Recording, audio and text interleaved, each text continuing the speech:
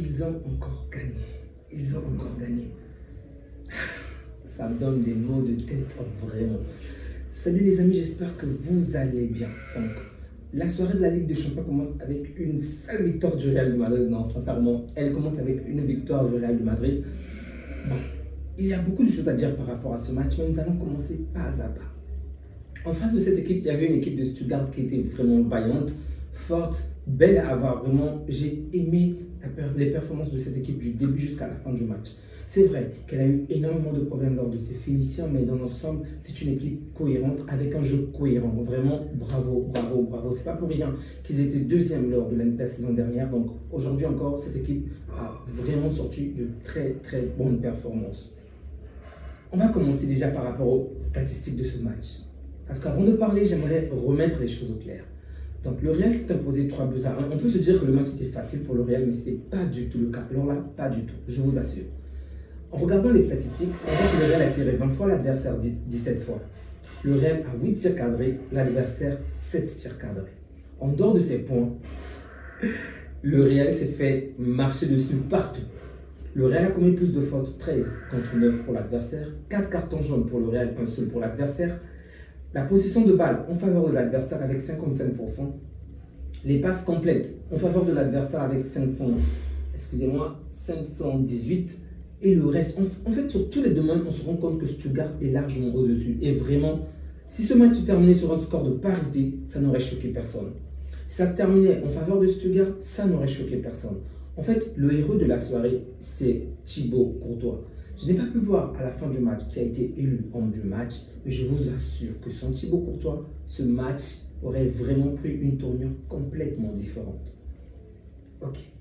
Alors que le match venait de commencer, je peux vous assurer que je n'avais aucune attente vis-à-vis de Stuttgart. Je m'attendais à ce que le match soit assez calme, assez simple, que le Real puisse facilement marcher sur son adversaire, mais j'ai été impressionné. Tout le long des 17 premières minutes, cette équipe m'a vraiment bluffé. Une domination, un jeu clair, une verticalité presque parfaite. Vraiment, tout était très beau. Malheureusement, cette équipe a énormément manqué de cette capacité de finition, ce qui a fait en sorte que plus le match va se prolonger, et comme vous le savez si bien avec le Real, c'est comme un serpent dont il faut directement couper la tête. Parce que tu ne le coupes pas la tête, tôt ou tard, ce serpent finira par te mordre. Donc, le Real a vraiment peiné lors des 17 premières minutes, mais aux alentours de la 25e minute, le match va assez être équilibré. Okay? Le Real va revenir avec une mentalité assez différente et Stuttgart va quand même subir. Mais malgré tous les assauts du Real de Madrid, Stuttgart va largement être au-dessus avec de meilleures opportunités, vraiment de très bonnes actions et un excellent Thibaut Courtois. Vraiment, Thibaut Courtois a été exceptionnel. Bravo, bravo, bravo à Thibaut Courtois. Ça fait mal, ok, il faut l'avouer, ce gardien est vraiment fort. Et aujourd'hui, il y a quelques années, si on me demandait Thibaut Courtois et Ter Stegen, j'aurais choisi les yeux fermés Ter Stegen. Mais lorsque je vois Thibaut Courtois répéter cela année après année, je me tais carrément et je cède la place à Thibaut Courtois. Donc Thibaut Courtois qui a arrêté au moins 3 actions où le Real pouvait vraiment se faire du mal, se faire chicoter. Et donc Stuttgart a encore tenu le coup. De belles occasions de la part du Real, de belles occasions de temps en temps de la part du Real, comme avec des joueurs comme Vinicius, Kylian Mbappé ou Rodrigo, même si pour moi Rodrigo a été meilleur que les deux autres. Mais Stuttgart dans l'ensemble était au-dessus du Real. Malheureusement, ils n'ont pas su concrétiser pendant toute la première période et donc la seconde période va commencer. 38 secondes, je crois, 38 ou 28 secondes, alors que la deuxième période vient de commencer. Je crois que c'était peut-être un manque de concentration, un excès de confiance, mais en tout cas, Stuttgart a baissé les bras pendant quelques secondes. Et le peu de secondes, vraiment, ces petites secondes ont suffi à Kylian Mbappé de marquer. Mais avant de parler de Kylian Mbappé, il faut parler de la personne qui a créé l'action. Et là, c'est une fois encore Rodrigo. Vraiment, ce joueur, il m'épate en fait. Il n'est peut-être pas dans tous les médias, il n'est peut-être pas le joueur des polémiques, mais pour moi, il est meilleur. Vraiment, il est très fort, plus fort qu'un certain Vinicius. Ok, Vinicius c'est peut-être meilleur dribbleur, meilleur joueur, provocateur. Mais je suis plus attiré par le jeu de Rodrigo parce que, il ne cherche pas les noises avec les gens. 2, il joue vraiment collectif et on le voit encore aujourd'hui. Malheureusement, ça joue contre lui parce que dans le match, on voit de quelle manière il participe énormément au jeu, aux passes, aux créations. Il n'est pas toujours le joueur qui va terminer l'action, mais lorsqu'il a la balle, tu sais de quelle manière X ou Y sera bien nourri. X ou Y va recevoir la bonne passe pour conclure l'action. Malheureusement pour lui, je pense qu'il joue dans une équipe où peut-être que cette qualité joue contre lui parce que dans l'ensemble, il a peut-être mieux joué que les deux autres. Mais qui encore en a sorti en premier aujourd'hui? Rodrigo. Le choix était peut-être intéressant, intelligent pour faire entrer Endrick qui va finalement marquer à la fin du match. Mais est-ce que Rodrigo était la bonne personne à sortir? Seul l'avenir nous le dira. Donc, Rodrigo qui va réaliser une très bonne action, vraiment tout seul. Il va vraiment longer la verticalité directement dans le coin adverse, juste dans la surface adverse, et va finalement servir le but à Kylian Mbappé qui va juste terminer l'action. But de Kylian Mbappé, 1-0 en faveur du Real. Mais ça serait se méprendre de croire que cette équipe va vraiment baisser les bras. Non, c'est vrai que pendant les 5, voire 6, disons même les 10 premières minutes, le Real sera largement au-dessus de Stuttgart, mais Stuttgart ne va pas baisser les bras. Non, bien au contraire, ils vont tenir bon encore et encore et encore. Et cette équipe allemande va finalement faire la différence. Je dois dire que Leveling m'a épaté, vraiment épaté. Comme tous les autres de son équipe, il y a énormément de problèmes de la finition. Ok? Mais son jeu, ses dribbles, ses jeux de corps, c'est vraiment parfait. Vraiment, il a tellement osé par lui-même qu'il a vraiment, alors là, vraiment causé du mal aux défenseurs adverses. Donc, Leveling va finalement servir, donc sur un coup de pied arrêté, Leveling va servir une dave. C'est finalement ce dernier qui va marquer sur un coup de tête. 1-1. Je me suis dit, c'est encore possible que le match se termine soit sur un score de parité, soit que le Real puisse finalement succomber parce que lorsque Stuttgart va réussir à marquer, ils vont revenir plus fort, ils vont vraiment mettre de la pression, il y aura une certaine domination, ok?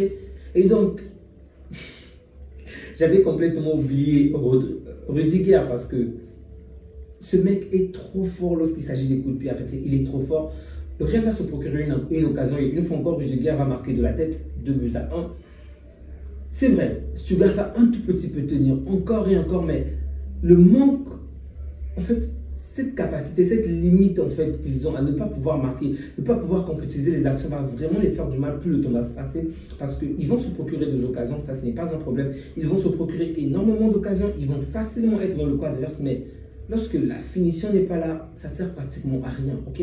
Vous pouvez être un excellent pilote, vous savez conduire, vous savez tout faire, mais lorsqu'il faut passer à la pratique, si vous êtes incapable de faire voler un avion, ça ne vaut rien en fait, tout ce que vous avez ne vaut rien, et c'est ce que cette équipe avait en fait comme problème tout le long de ce match.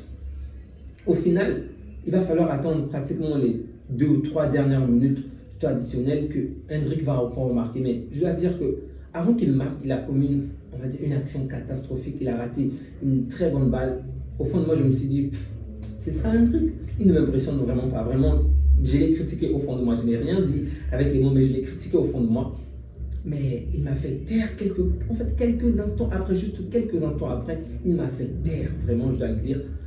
Le mec a osé, vraiment, il a osé. Une excellente passe de Carvajal. Depuis son camp, depuis le camp du Real, il est sorti. Il est allé jusque dans le coin adverse. Il a couru, il a pratiquement parcouru la moitié du terrain adverse. Il a osé tirer alors que devant, il y a deux grands. Fini, Mbappé. Waouh! Généralement, un jeune joueur va faire la passe. Un jeune joueur va vouloir... En fait, il va éviter des nuances peut-être au cas où il venait à rater parce que rien ne garantissait qu'il devait marquer. Le gardien adverse revenait. Il y avait en fait tous les moyens nécessaires pour arrêter la balle. Mais le mec a osé tirer. Il s'était très bien tiré, vraiment très bien tiré. Le gardien adverse n'a pas pu faire grand-chose. 3-1. Que ce score ne vous trompe pas. Le Real n'a pas dominé le match. Le Real n'a pas marché sur son adversaire. Bien au contraire. Il y a eu énormément de failles défensivement sur le milieu du terrain et même en attaque avec ce manque, on va dire, de finition également du côté du Real. Ok?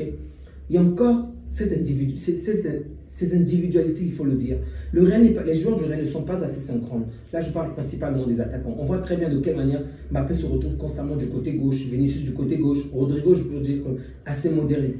C'est vrai que Mbappé n'est pas totalement du côté gauche, mais il est dans l'axe, mais plus proche du côté gauche. Et toutefois, lorsqu'il a la balle, on se rend compte que les actions dangereuses qu'il se procure viennent toujours du côté gauche. En fait, ils doivent vraiment avoir des positions claires et nettes. Ils doivent vraiment jouer ensemble. Sinon, dans l'ensemble, on voit très bien, même les bonnes occasions du Real, c'est généralement individuellement qu'ils le font en fait. Ok, c'est vrai que de temps en temps, vous allez voir X vouloir faire la passe à Y, généralement Rodrigo servir, ou encore Bellingham servir, mais de bonnes occasions du Real, c'est généralement Mbappé seul ou Vinicius seul. Ce n'est jamais une très très bonne combinaison. On peut les voir se faire la passe une fois ou deux fois, mais la finition n'est vraiment pas là. Bref, ce Real ne m'impressionne pas malgré le score, je vous assure. Ce Real ne m'impressionne pas. C'est vrai qu'il y a de nombreux joueurs qui reviennent de la blessure, des blessures, mais on a nous également le même problème, un problème encore même plus grave, avec un meilleur jeu, de meilleures performances. Le Bayern a ses problèmes, pas mal de clubs ont ce genre de problème, mais le Real a encore des failles que pas mal d'équipes pourront, vraiment face à une équipe comme City, face à une équipe comme nous, vraiment, on aurait pu marquer plus de buts que cela. Bref, ce gars n'a pas su profiter des 3 bonnes occasions en première période. Au final, elle s'est inclinée face au Real de Madrid. Bravo, bravo, bravo Madrilènes qui ont bien commencé la journée. La mauvaise nouvelle de la soirée, c'est de voir facilement, vraiment, je dirais facilement le Bayern s'imposer 9-2. Ça m'a énormément donné le mot de tête lorsque je pense que le Bayern est l'un de nos prochains adversaires, en tout cas en Ligue des Champions. Ça m'a énormément donné de mot de tête, mais bon, c'est le foot. J'espère juste que nous allons faire mieux face à Monaco, que nous allons vraiment offrir de très bonnes performances et s'imposer facilement. Les amis, on se dit à bientôt parce que la Ligue des Champions vient de commencer et on aura des matchs vraiment intéressants. Donc, restons connectés sur Bellyman Débrief pour ne rien manquer. Prenez soin de vous ainsi que des vôtres. N'oubliez surtout pas de liker, de partager, de vous abonner, ça me fait toujours plaisir. Que Dieu vous garde. Au revoir.